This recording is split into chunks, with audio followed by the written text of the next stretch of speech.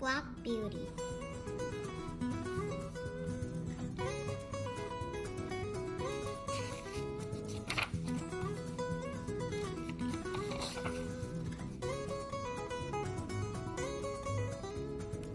Chapter 1. My Early Life. When I was a foal, I lived with my mother in a beautiful meadow with a pond of clear water in the corner. During the day, I ran by my mother's side, and that night, I lay close by her. When it was hot, we stood under the trees in the shade, and when it was cold, we had to snug stable to keep us warm and dry. My mother's name was Duchess.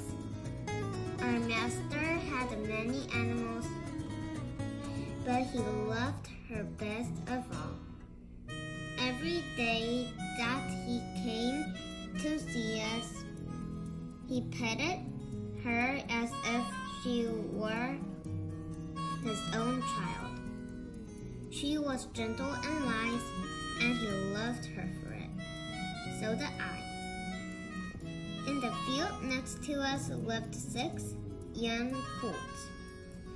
They were older than me, but I had great fun galloping around the field with them. Sometimes the game got a little rough, and the colts kicked out as they played and tried to nip each other's necks. One day, when our game became too lively, my mother wanted for me to come to her. You must listen to me carefully, my young son. The colts are good colts, but they are cart horse colts, and they have no manners. You have been well born. Your father was a cup winner at the races, and you have never seen me kick or bite. She nudged my neck with her soft muzzle to make sure I was listening properly. I hope you will grow up gentle and good like your parents. You must work hard with a good wool. Whoever your master is, pick your feet up well when you trot, and never bite or kick when you are playing. Yes, Mother, I bowed my head with shame. I won't play rough with the colts again. My mother nudged my ear, which was her way of saying she trusted me to keep my word. I promised myself that I would always try to be a good horse like her. When I was 4 years old, I was ready to be broken in. This was the training I needed to become an adult horse. I'd always worn a soft head collar and was used to being led, but now I had to learn to wear a leather bridle and a saddle so that anyone could ride me. At first, I didn't like the cold steel bit that was pushed into my mouth, but my master spoke softly to me, which made me less scared. I didn't like the feel of the hard saddle either, but after a few weeks, I was proud to wear a saddle and carry my master. Before I could go out onto the road, I had to have shoes to protect my feet from the hard stones. Master took me to the blacksmith who made iron shoes that My feet felt stiff and heavy at first, but before long, I was used to them and picked my feet up smartly as my mother had told me to do. One day, my master took me a nearby farmer. I was turned out into a field on my own. I didn't know why I had been sent there. But the grass was tasty, so I was happy enough. Suddenly, a thundering monster hurled out of nowhere and roared alongside the hedge. Smoke belched from the funnel on the back of its head. Instead of legs, the monster had wheels that sped around faster than my car. I never seen anything like it, and I ran to the far corner of the field in case the monster leaped over the hedge and gobbled me up. But the iron monster sped into the distance without even looking at me. Many monsters passed the field. Some were slow and lumbering. Others screeched their whistles as they passed by. None of the monsters even blinked in my direction, and I realized that a train on a track was actually nothing to fear. The best part of my training was when my master drove me in a double harness with my mother.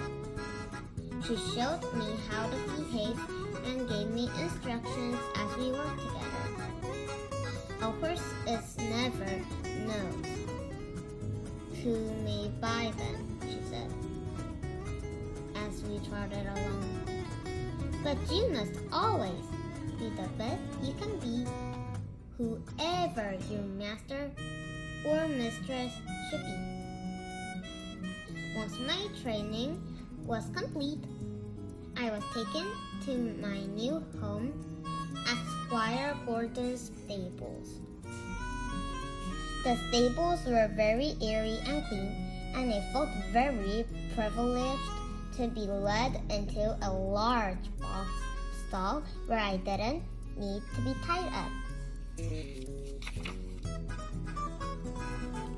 The sides were topped with iron rails that were low enough for me to see through. In the next stall stood Fat, the dappled pony with a thick mane and tail. How do you do? I asked politely through the rails. What is your name? The pony turned to look at me through the bars, holding his head up high. My name is Marilux, and I carry the young ladies on my back because I am so handsome. Are you going to live next to me? Yes, I think so. I felt a little shy because I was new, and he was so confident. Well, I hope you are better tempered than the other one. Marilux tossed his head toward the star on the other side to me. That one bites. Just then, another horse looked over from the stall behind me. She was a tall, chestnut brown mare with a white blaze down the middle of her face. So, you are the one who has taken my box. I beg your pardon, I said politely, but stepping back so that the chestnut horse couldn't bite me. I have not taken anything. The man put me in here, and I wish to live in peace with you all.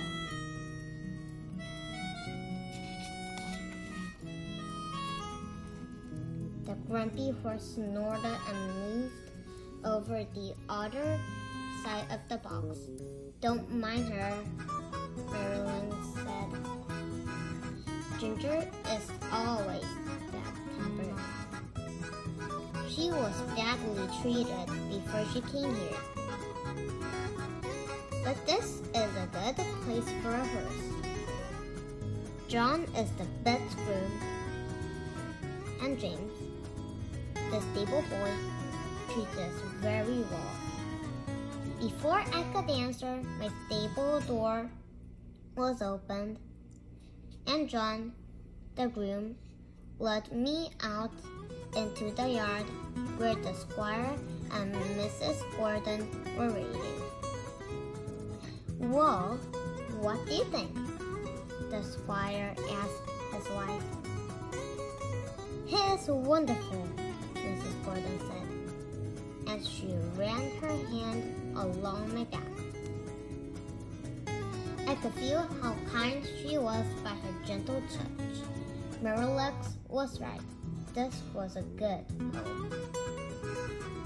I know the perfect name for him. She leaned in close and pushed her face to my ear just like my mother had done. Black Beauty, she spoke softly. I hope you like that name. I whined softly in reply, hoping that she knew I liked the name. A new home. Chapter 2. A very happy family. Everyone was right. Square Gardens stables were the best home a horse could hope for. For the first time, I had two friends, in Marylegs and Ginger, who turned out to be not so grumpy after all.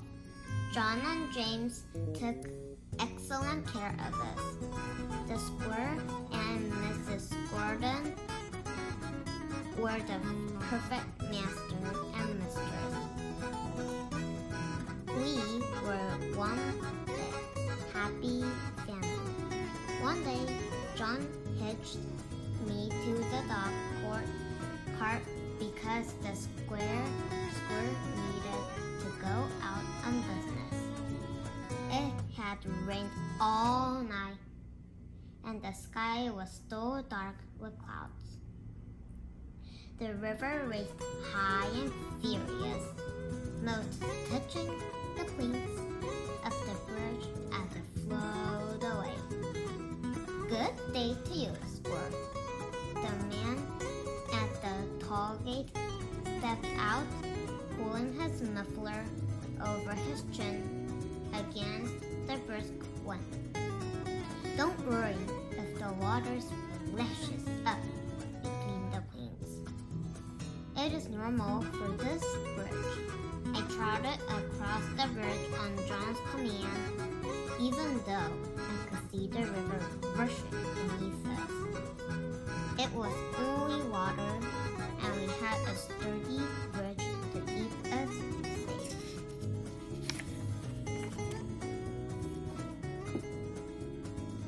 It was late in the afternoon when we made our homeward again. It was nearly nightfall when we got to the bridge. The river had risen farther, and the water lapped over the middle exactly as the tall man had said it would. Come on, Beauty, let's go home, John commanded as he steered the dog cart toward the bridge.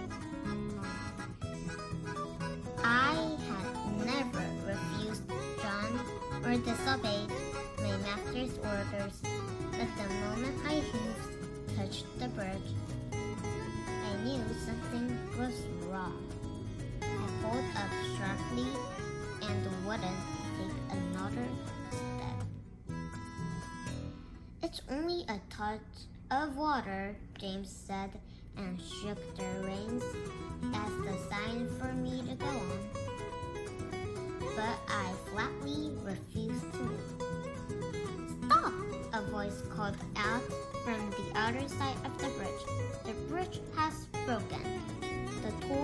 swayed his lantern back and forth. Turn back! The light from his lantern lit up the bridge. The side rail of river was still in place, but it couldn't see the outer rail at all. The river was angry and powerful as it crashed into the broken plates we had driven over this morning. The middle of the bridge had been swept clean away. John jumped down and took my harness to lead me around to the road that ran beside the river bank. Thank you, Beauty, Gordon said as we pulled into the stable at home. You saved our lives today. We would have been swept away if we had tried to cross the bridge. John, make sure you take special care of this horse tonight. I will do, sir. John patted my neck and gave me some fresh beans with my oats. We were safely home, and I'd never been so pleased to see my stable. I was lucky to be alive. When my master had business farther away from home, Ginger and I would take him together in the bigger carriage. Sometimes we would spend the night at a different stable. John or James went with us and worked with the local stable hands to make sure we were well cared for. One night when James was settling us into a strange stable, he asked the local stable hand to help him. Run to the ladder and drop some hay into the horse's rack, will you? James asked the young man. But leave your pipe down here, please.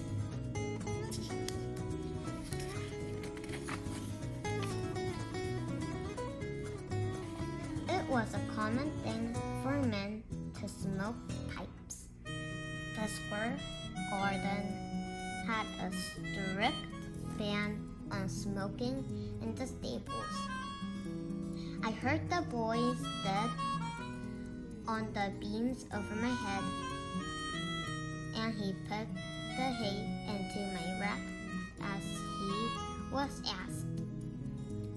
James looked in at us last thing at night, and then the stable yard fell silent for the night. I slept for a while but woke up feeling uncomfortable. The air was thick and I could hardly breathe.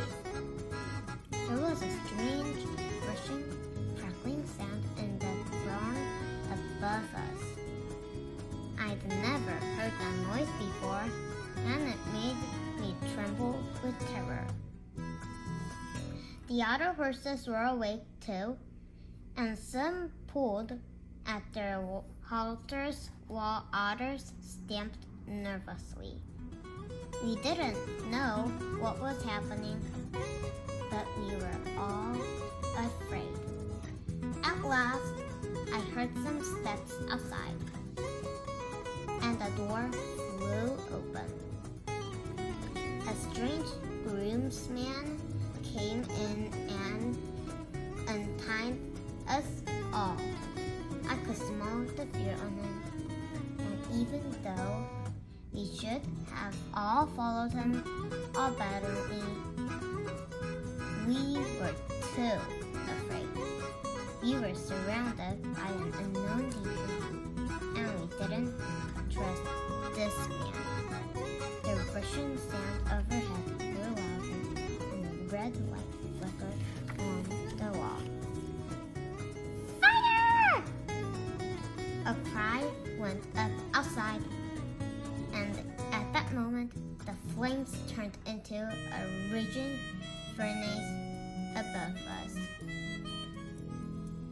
Next thing I knew, James was right beside me. "Come along, Beauty," he spoke cheerily in my ear as if nothing was wrong. "Time to be out of here." He slipped my bridle on and wrapped a scarf over my eyes. I couldn't see anything, but I trusted James, so I let him guide me into the fresh air. Once out in the yard, he threw my reins to someone else and dashed back into the fire.